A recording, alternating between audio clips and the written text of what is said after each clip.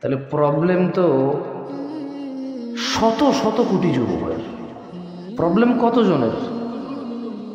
এইরকম একটা মুখ্য বিষয় আমি জামশেদ মজুমদার কি ভূমিকা পালন করার ক্ষমতা রাখি, যেখানে 100 কোটি যুবকের জন্য কমে 40 থেকে 60 কোটি মা বাপ আছে, এখানে 200 কোটি যুবক যুবতীর জন্য কমে 80 থেকে 120 কোটি মা বাপ আছে।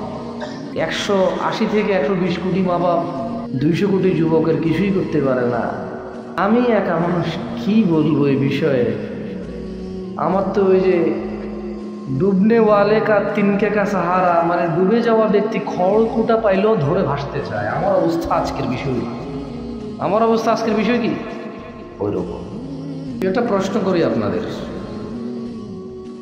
যদি আসমানিয়া বাজারের আজকের উপস্থিত আমার ভাইদের তর্কের খাতিরে আমি যদি বলি যে নেশা নেই, ধরে নিলাম আজকের উপস্থিত শ্রোতাবিন্দুদের মধ্যে যারা ধর্মপ্রাণ দিন প্রিয় মুসলিম, মোটামুটি 12-15 বছর বয়স থেকে 25 বছরের অনেক ভাইকে আমি দেখতে পাচ্ছি, আমি সবাইকে যদি বলি তর্কের খাতিরে নেশা আসমানিয়া বাজারের আজকের এই উপস্থিত জনতা নেশার সাথে জড়িত না, 2 জেনার সাথে জড়িত না, 3 হারাম রুজি রোজগারের সাথে জড়িত না, 4 এখানকার কেউ বেনামাজি না।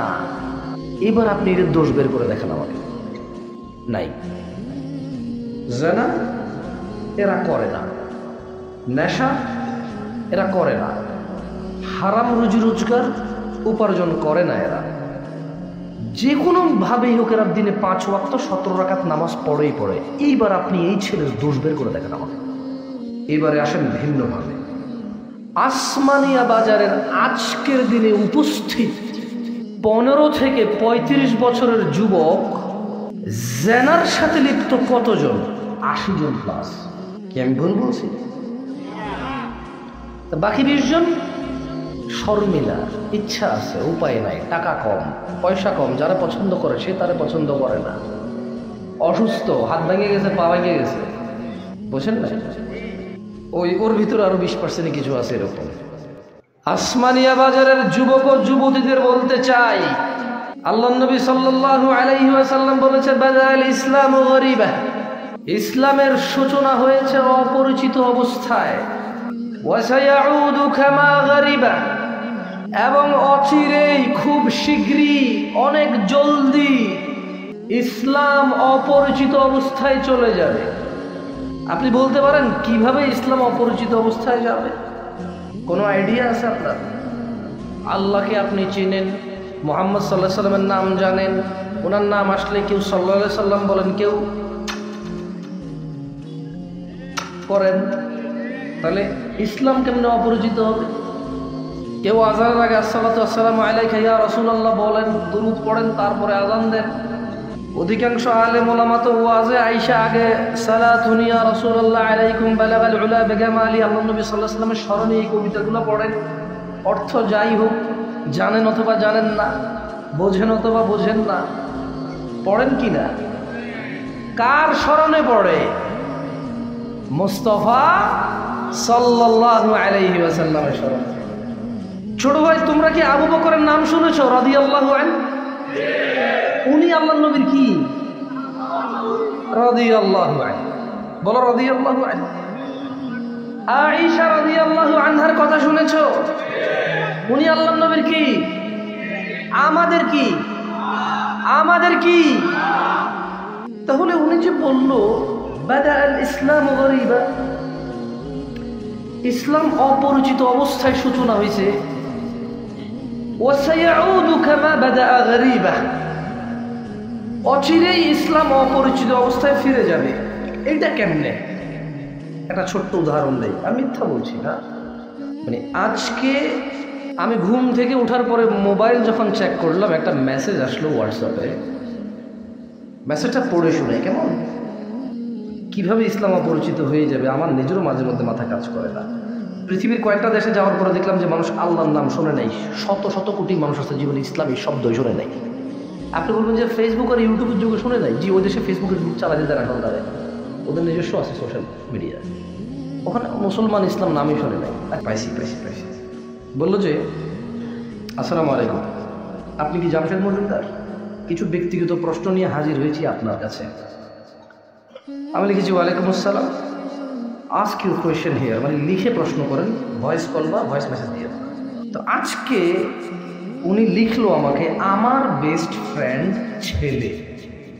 হাসবেন না কেউ, একটু মনোযোগ দিয়ে শুনেন ভাই, তোমরা এই অপরাধগুলো মেয়েদেরকে দিয়ে করো, বুঝছো? প্লিজ হাসিও না।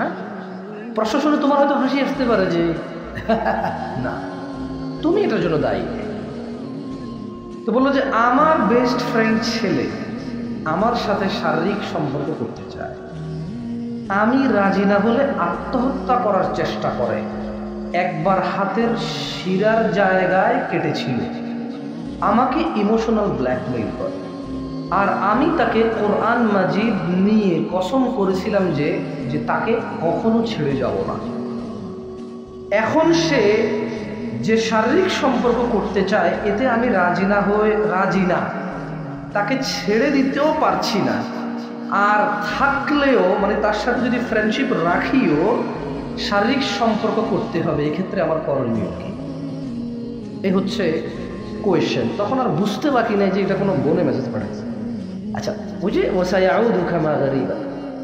ইসলাম অপরিচিত অবস্থায় ফিরে যাবে, আমি এটা এই কোয়েশ্চেন পাওয়ার পরে কেমনে বুঝছেন দেখেন, আমি চিন্তা করলাম যে আচ্ছা গত 2-3টা মাহফিলে তো বললাম অমুক অমুক দেশে গেছি, কেউ মুসলমান নাম শোনে না, ইসলাম নাম শোনে না, এটা তো অপরিচিত হয়ে যাচ্ছে।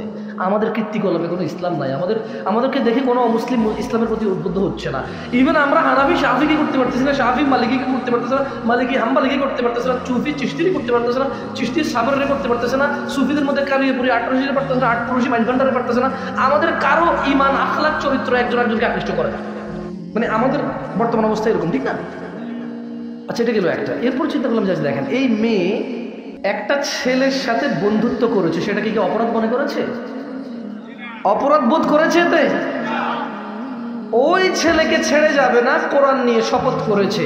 একটা অন্যায় কাজের জন্য সে কোরআন ছুঁয়ে শপথ করেছে, সে কি এটাকে অপরাধ বোধ করেছে? অপরাধ বোধ করেনি। আপনি বলতে পারেন যে হয়তো করছে না, কারণ দেখেন যখন শারীরিক সম্পর্কের বিষয় আসছে সে এটা জানে যে জেনা করা কি, এখন সেটা নিয়ে অ্যাওয়ার্ড আছে যে না এটা তো অন্যায়, পাপ, আমি কেন বিয়ের আগে পাপে লিপ্ত হব? তার মানে তার কাছে ছেলের সাথে বিয়ে করা ছাড়া প্রেম করা পাপ না, ওই ছেলের সাথে প্রতিজ্ঞাবদ্ধ হওয়া, প্রতিশ্রুতবদ্ধ হওয়া পাপ না। এই যে দেখেন ইসলামের এই বিষয়টা সে জানেই না, জানে না, সে জানে যে একসাথে ছেলে মেয়ে মিলিত হলে বিয়ে করবে, এটা হচ্ছে পাপ। আমি তাকে বলেছি যে ধরে নেন বোন আপনাকে কেউ বলল যে তুই আল্লাহর কসম বা কোরআনের কসম খেয়ে বল অমুক জায়গায় আমরা চুরি করতে যাব বা খুন করতে যাব, ডাকাতি করতে যাব, মারামারি করতে যাব, কসম খেয়ে বল যে মসজিদ মসজিদ ভাঙা তো অপরাধ মনে হবে। এখন চোরের কাছে কি চুরি অপরাধ মনে হয়? হয় ভাই, হয়, করে, খারাপ কাম মনে হয়, বেশি গুণা বোঝে না, মানে একদম মানে ল বোঝে না, কি বোঝে না, ল বোঝে না, লজ্জাস্কর কাজ মনে করে। কি কাজ মনে করে? ওকে তো গুণা টুনা চিন্তা করে না, ও চিন্তা করে লজ্জা। কি চিন্তা করে? এই সমাজে বললাম সোরাইয়ার বলা, সোরের বলা, সমাজে বিচার এই ধরনের কিছু গুনাহাগার মনে করে না। আমি বললাম যে ধরে নেন কেউ আপনার থেকে প্রতিজ্ঞা নিল যে আপনি আর সে মিলে খুন করতে যাবেন, কসম করেন কোরআন ছুঁয়ে, আপনি করলেন কসম। তো কসম করা অন্যায়, খুন করা কি অন্যায় কিনা? আল ফিতনা তো আসাদ, মানে হত্যা হচ্ছে কি পুরো পৃথিবীর মানুষকে মেরে ফেলার, একজন মানুষকে মেরে ফেলার সমান অপরাধ। এটা হচ্ছে আল্লাহ বলেছে। কে বলেছে? এখন আপনি বললেন যে আমি খুন করতে যাব না, খুন যদি না করি, আমি তো আমার কসম করছি কোরআন ছুঁয়ে, আমি তো খুন করতে হবে আমার, কারণ কোরআন ছুঁয়ে শপথ করেছি। ভাই, কোরআন ছুঁয়ে শপথ ভাঙাকে যাবে, খুন করে ফেলতে হবে, কারণ কোরআন ছুঁয়ে শপথ করেছি। কেমনে আমি খুন মানে শপথ কেমনে ভঙ্গ করি? তাহলে সে একটা অন্যায় করেছে, খুন করবে, এটা শপথ করেছে। আরেকটা অন্যায় করেছে, সে অন্যায়ের জন্য শপথ করেছে, প্রতিজ্ঞাবদ্ধ হয়েছে, এটা আরেকটা অন্যায় তার। এখন সে দ্বিধাদ্বন্দ্বে আছে, সে অন্যায় করবে নাকি শপথ ভাঙবে, এটা তার আরেকটা অন্যায়। কিন্তু হারামের জন্য কোনো শর্ত হয় না, হারামের জন্য কোনো শপথ গ্রহণ হয় না ভাই, জায়েজ নাই। এখন দেখেন ওই বোন আমার নিশ্চয় বিবাহযোগ্য, তাই তো ওই ছেলে জেনার জন্য ডাকতেছে না? ছোট ভাই, তোমাদেরকে বলি শোনো, তোমার বোন আছে, তোমার বোনের যেদিন বিয়ে হবে তার স্বামী ঠিকই বুঝতে পারবে সে বিয়ের আগে অন্যায় লিপ্ত ছিল, যেমন তুমি বুঝতে পারবা তোমার স্ত্রী অন্যায় লিপ্ত ছিল কিনা। ওকে, একদম শিওর না, তুমি ধারণা করবা। তুমি তো এখনো বিয়ে করোনি, বুঝতেছো না? বিবাহিত পুরুষ অনেক চালাক পুরুষ, তোমার চাইতে অনেক বেশি চালাক। একজন অবিবাহিত তোমার চাইতে, একজন বিবাহিত পুরুষ তোমার চাইতে অধিক জ্ঞানী এসব বিষয়। এই জন্য বিবাহ করার পরে বহু মানুষ তুমি দেখবা লজ্জাবোধ করে অনেক কথা। তুমি যে গালিগালাজগুলো করো অনেক বিবাহিত ছেলেপেলে করে না, কারণ তুমি এখন অনেক কিছু জানো না, যা মুখে আছে তা বলো। ও লজ্জাবোধ করে, কারণ ও বিষয়টা জানে, যেটা শুনতে বিচ্ছিরি শোনায়, খারাপ শোনায়, লজ্জাস্কর শোনায়। তো তোমরাই তো তাদেরকে জেনায় লিপ্ত করার জন্য কোরআন শপথ নাও। ছি ছি ছি ছি ছি, জেনা করার জন্য কোরআন শপথ, এরপর হাতের রক কাটো জেনা করার জন্য। ওয়ালা হাওলা ওয়ালা কুওয়াতা ইল্লা বিল্লাহ। আর এই বোনকে বলতে চাই, বোন, আপনি শুধু শারীরিক সম্পর্ককে জেনা মনে করেন, ভুলের মধ্যে আছেন আপনি। স্বামী ব্যতীত এই পৃথিবীতে কোন পুরুষ নেই যার সাথে আপনার দেখা দেওয়া কথা বলা যায়।